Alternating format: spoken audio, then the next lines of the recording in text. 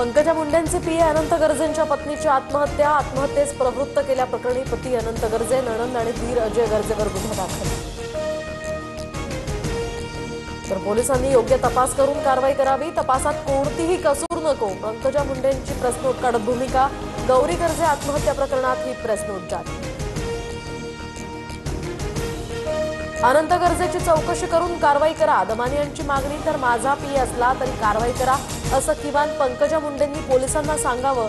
गौरी गर्जे आत्महत्या प्रकरणावरून दमानियांची प्रतिक्रिया। पत्नीचा मृतदेह रुग्णालयात ठेवून मंत्री पंकजा मुंडेंचा पीए अनंत गर्जे फरार। मृत गौरी पालवेंच्या मामांचा आरोप, तर पत्नीने आत्महत्या केली तर पीए फरार कशामुळे, शंका कुशंकांना वाव। मुख्यमंत्री फडणवीस आणि एकनाथ शिंदेंची 15 ते 20 मिनिटं चर्चा। नाराजीच्या चर्चा सुरू असताना अमृता फडणवीसांच्या कार्यक्रमात शिंदे आणि फडणवीसांच्या दिलखुलास गप्पा। एकनाथ शिंदे आणि आमच्यात कोणताही दुरावा नाही, आम्ही एकमेकांशी चर्चाही करतोय। शिंदेंबाबतच्या दुराव्याच्या वृत्तावर मुख्यमंत्री फडणवीसांची प्रतिक्रिया।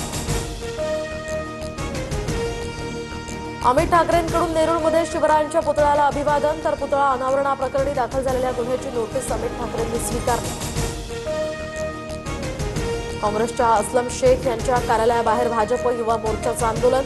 मंत्री लोढा यांना जीवे मारण्याची धमकी दिल्याचाही भाजपकडून निषेध। आंदोलक मालवणी पोलिसांच्या ताब्यात। भाजपच्या आक्रमक आंदोलकांनी मालवणी परिसरातील दुकानं जबरदस्तीने बंद केली, बॅनर फाडत जोरदार निषेध। असलम शेख यांना अटक करण्याचीही मागणी। खा कुणाचंही मटण पण दाबा कमळाचं बटण, लोणावळ्यातल्या प्रचार सभेत भाजप नेत्या चित्रा वाघ यांचं वक्तव्य।